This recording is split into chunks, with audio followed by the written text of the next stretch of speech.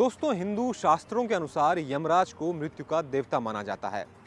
यमराज व्यक्ति के कर्मों के अनुसार उन्हें फल देते हैं और इसलिए इन्हें धर्मराज के नाम से भी जाना जाता है।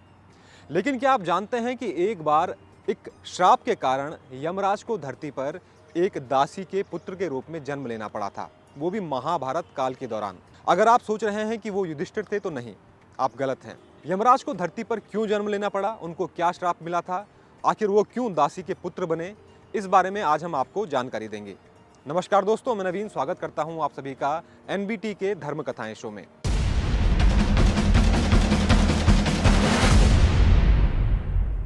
दोस्तों, ये बात महाभारत काल से पहले की है। एक बार एक राज्य का राजकोष कुछ चोर चुरा लेते हैं और सारी संपत्ति चुराकर भागने लगते हैं। जब राजा को ये बात पता चलती है तो राजा उनके पीछे अपने सिपाहियों को भेजता है, लेकिन चोरों के पास इतनी संपत्ति होती है कि वो उसके साथ भाग पाने में असमर्थ महसूस करते हैं। भागते भागते उनको जंगल के बीच में एक आश्रम दिखाई देता है। ये एक ऋषि का आश्रम होता है। ऋषि का नाम था मांडव्य ऋषि। वो मौका देखकर उस आश्रम में अपनी संपत्ति में से कुछ छिपा देते हैं, क्योंकि उस दौरान मांडव्य ऋषि ध्यान में लीन थे।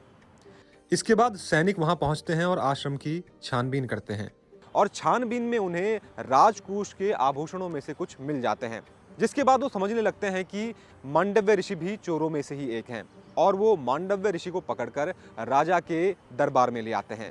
दोस्तों, जब मांडव्य ऋषि राजा के दरबार में पहुंचते हैं तो वो राजा को समझाने की कोशिश करते हैं कि मैं चोर नहीं हूं और ना ही मैं चोरों में से एक हूं। लेकिन राजा उनकी एक भी बात नहीं सुनता और उन्हें फांसी पर चढ़ाने का हुक्म दे देता है। राजा के हुक्म पर सारे सैनिक मांडव्य ऋषि को फांसी के तख्ते के पास ले जाने लगते हैं। साथ ही राजा भी उनके पीछे पीछे चलते हैं। जब उनको फांसी दी जाती है तो वो गायत्री मंत्र का जप लगातार करते रहते हैं। उनको फांसी चढ़ाई जाती है, लेकिन फांसी पर लटकने के बाद भी मांडव्य ऋषि के प्राण नहीं छूटते।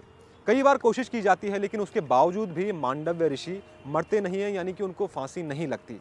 इसके बाद राजा समझ जाते हैं कि ये कोई आम इंसान नहीं बल्कि कोई तपस्वी हैं। राजा को अपनी गलती का एहसास होता है और वो मांडव्य ऋषि से अपनी गलती की माफी मांगते हैं। मांडव्य ऋषि कहते हैं कि राजा, मुझे आपसे किसी भी तरह का गिला शिकवा नहीं है, लेकिन इसके बारे में मैं यमराज से बात करूंगा। मैं जानना चाहूंगा कि आखिर यमराज ने मुझे किस पाप की सजा दी है। इसके बाद क्रोध में आकर मांडव्य ऋषि यमराज के दरबार पहुंच जाते हैं। मांडव्य ऋषि को अपने दरबार में आता देखकर यमराज भी चकित हुए। उन्होंने उनके आने का कारण पूछा, यानी कि यमराज ने पूछा मांडव्य ऋषि से कि आपके हमारे दरबार में आने का कारण क्या है। उन्होंने पूरी बात बताई और आखिर में पूछा कि क्यों मुझे ये सजा दी गई, क्यों मुझ पर चोरी का इल्ज़ाम लगा और क्यों मुझको फांसी पर लटकाया गया।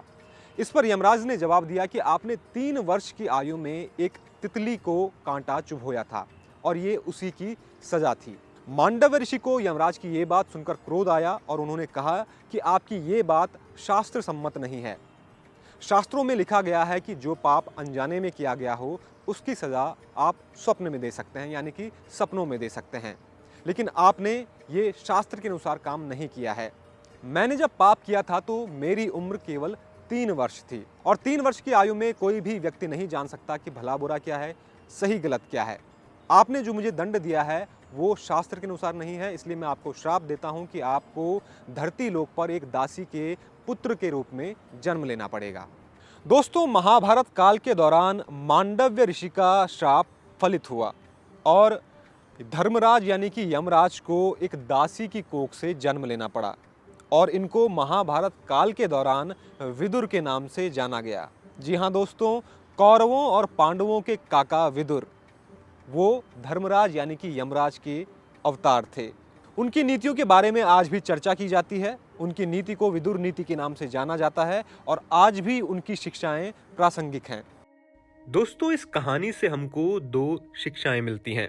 पहली ये कि बिना किसी ठोस सबूत के हमें किसी को गलत नहीं समझना चाहिए, जैसे राजा ने मांडव्य ऋषि को समझा और उन्हें सजा दी।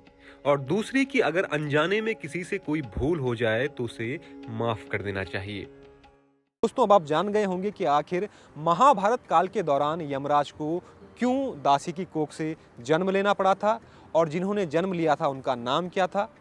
उम्मीद करता हूं दोस्तों कि आपको हमारे द्वारा दी गई यह जानकारी पसंद आई होगी। ऐसी ही रोचक जानकारियों के लिए चैनल को सब्सक्राइब जरूर करें और देखते रहें एनबीटी लाइव। नमस्कार।